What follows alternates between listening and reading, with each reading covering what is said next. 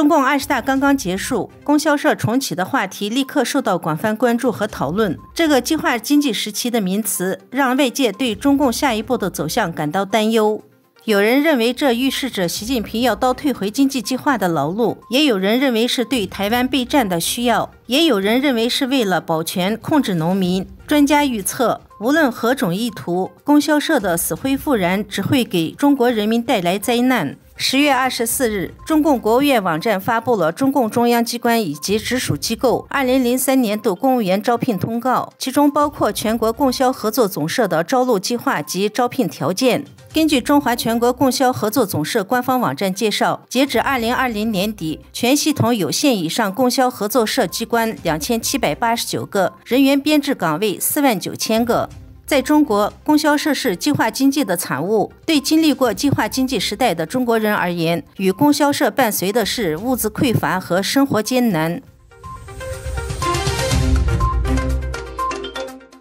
马克思接管推特后，推特相继关闭了6个分别与中国和伊朗相关的虚假网络平台。斯坦福互联网观察站联合一家实验室发布了一份关于美国中期选举的虚假网络报告。报告称，推特关闭了3个与中国、3个与伊朗有技术联系的虚假网络。这些网络利用美国中期选举等话题，试图传播分裂美国和扩大美国政治分歧等言论。报告发现，这些虚假网络活动地址表面显示的是美国，但实际来自中国和伊朗。来自中国的虚假内容，多数涉及美国政要对台湾问题的评论和对中共的立场态度等。而伊朗的虚假信息多是传播美国激进左派分子对伊朗现政权有利的观点等等。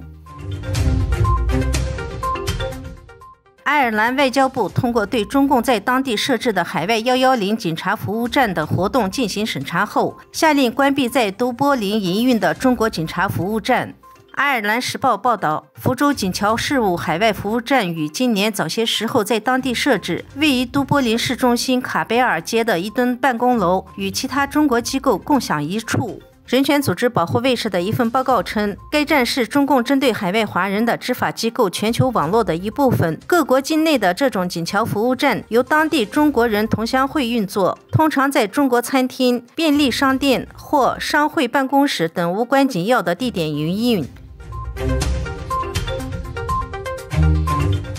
路透社独家报道，在中国工作的前美军飞行员在澳大利亚被捕，面临引渡。澳大利亚的法庭记录显示，也获得2名警方消息人士和涉案美国前飞行员的律师证实，澳大利亚联邦警察周五逮捕了54岁的杜根，他于同一天在那里出庭。2名消息人士还称，他的律师通过视频会议出现，杜根被拒绝保释，并被带到附近的巴瑟斯特监狱。一位未获得授权公开发言的警方消息人士说，杜根是美国公民，联邦警察正在根据美国要求，在可能的正式引渡程序之前逮捕他。美国逮捕令的细节和他所面临的指控都未透露。逮捕发生时，在英国警告数十名前军事飞行员停止在中国工作，否则将根据新法律以国家安全为由面临起诉。澳大利亚也在调查有关一些前战斗机飞行员已被接洽到中国工作的报道。